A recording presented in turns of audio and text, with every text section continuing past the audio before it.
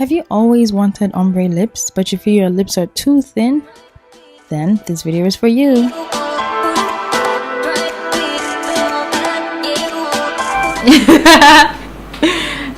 Thank you. It's a brown liner.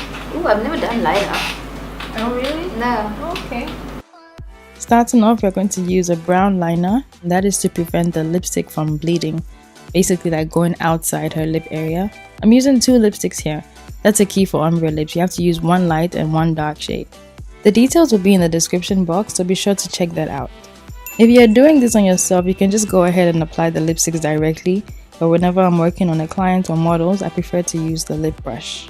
Simply because it's more hygienic and it gives better control. Always apply the light color first, and that's because if you start with the dark color, you're going to have difficulties in applying the light color afterwards. It's not going to show so well. You can try it out for yourself and see the difference in results, but based on experience, that's what I've discovered.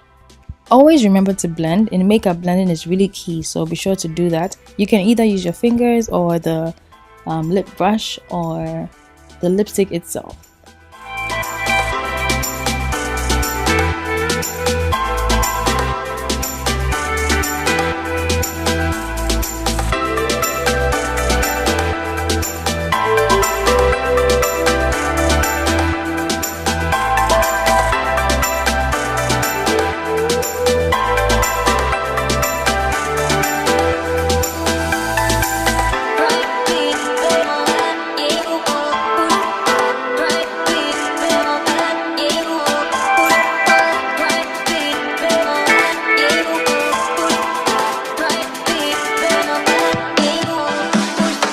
So as you can see here, I'm done with the lip. Afterwards, I'm cleaning up with concealer and then going in with a powder as well. That's because you want to have a very clean, sharp line.